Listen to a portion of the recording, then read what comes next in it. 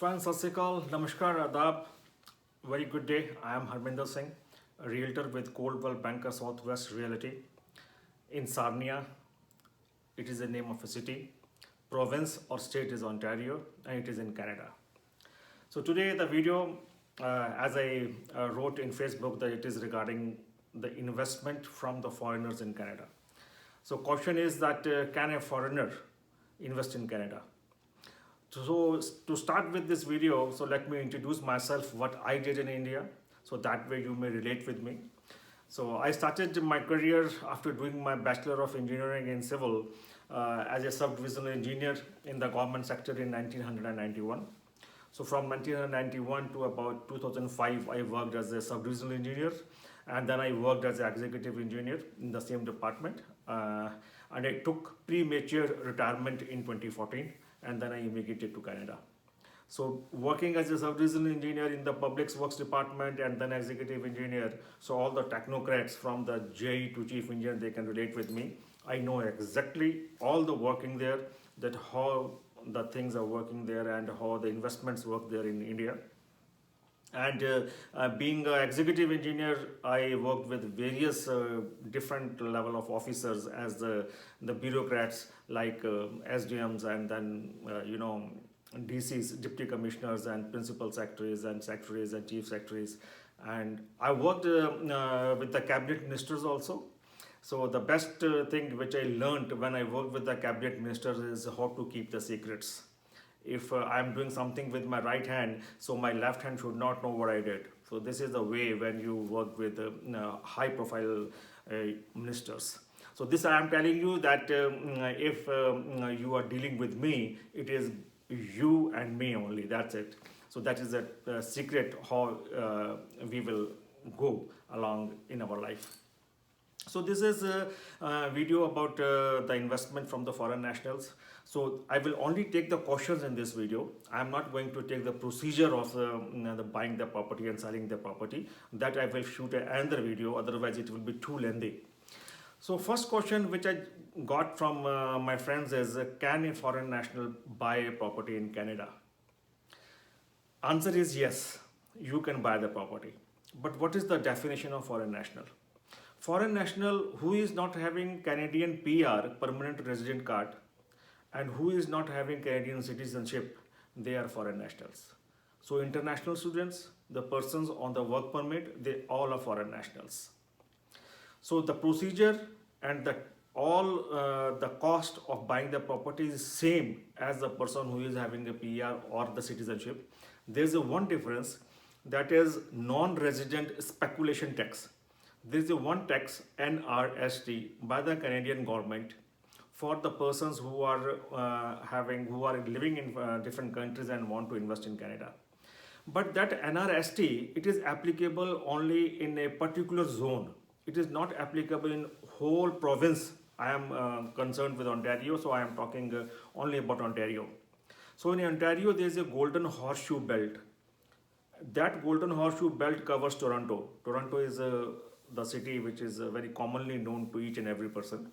So Toronto, Brampton, Mississauga, Barrie, Hamilton. So these are the area which is covered in the golden horseshoe. If you are going to buy any property in this belt, then you have to pay 15% extra tax to the government, being a foreign national. There are few exemptions. So this first thing is, NRST is applicable only the particular region, particular zone. I am living in Sarnia. Sarnia is southwestern Ontario, and the cities along this belt, if I will start coming from Toronto to Sarnia, so there is a Kitchener, there is a Waterloo, and then there is a Cambridge, and then we come here, it is London, and then London there is a Sarnia and Windsor. So all this belt, NRST is not valid. It is only applicable in Waterloo, and other than that, you can buy the property anywhere here. There is no NRST. This is the one difference between the foreign national and the Canadian PR holder.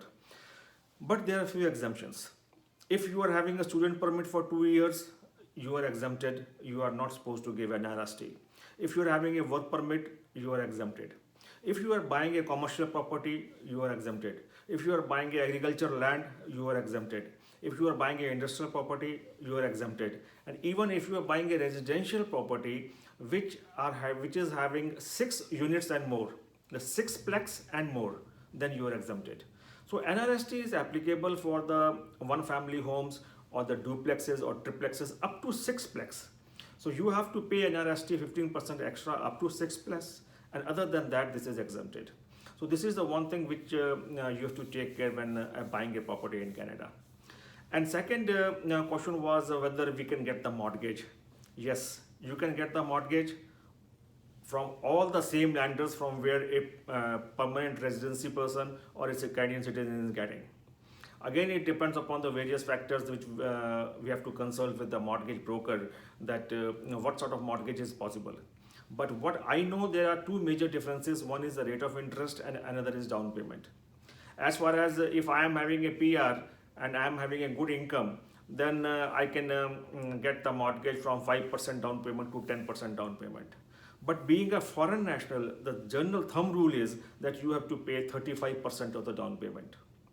And rate of interest here is quite low as what the people pay in India. So here the rate of interest varies from 3% to 7%. So it depends upon the lenders, the A lenders, B lenders, and then the private lenders. A lenders are all the bank and financial institutions, and B lenders are financial institutions which are giving, but B lenders always give the mortgage with 20% or 25% down payment even for the PR holders.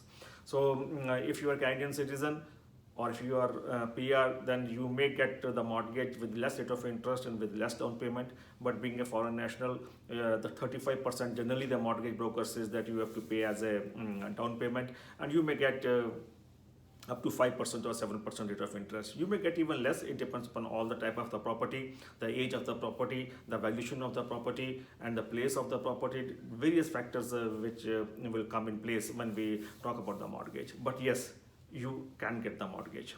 And then is the recurring cost. Yes, there are the recurring costs. The major recurring costs are all the bills.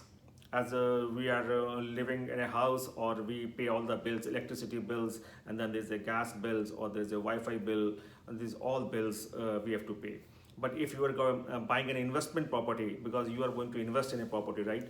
So for the investment property, that only the utility bills are paid generally by the tenants. It is agreement between the tenants and the landlord, but generally it is paid by the tenants. Property tax is paid by the landlord. And then there is a property insurance also. So property insurance and the property tax, these are the two major recurring costs. It also depends upon the type of the property and the area of the property and the age of the property.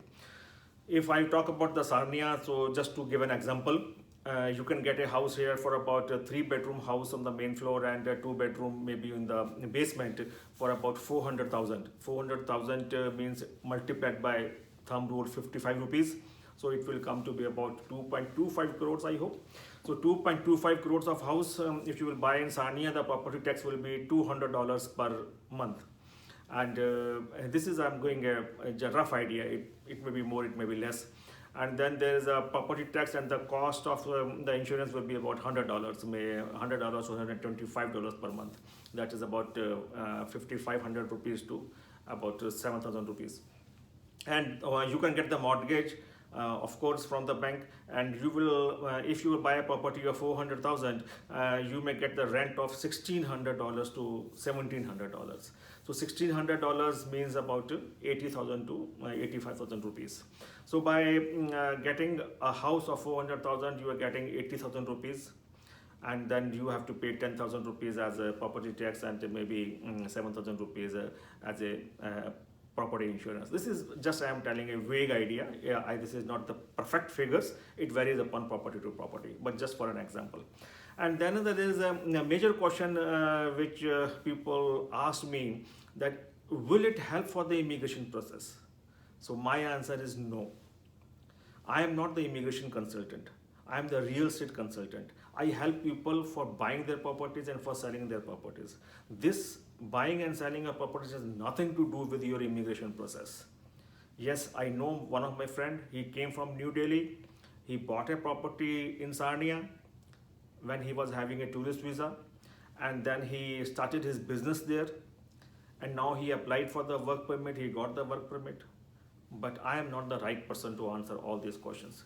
You may get the PR, you may get the work permit, but as far as the property which I learned, which I studied, that buying property and selling property has nothing to do with the immigration process. And then for all other persons who don't want to buy their property, but still they want some returns, so there is a provision for that also. Suppose you are in a country where you don't want to put the money in your banks, maybe of different reasons, because there are a few cash transactions in India, so sometimes we have to keep the cash. And that here there are a few lenders which are paying 5% to 7% guaranteed return.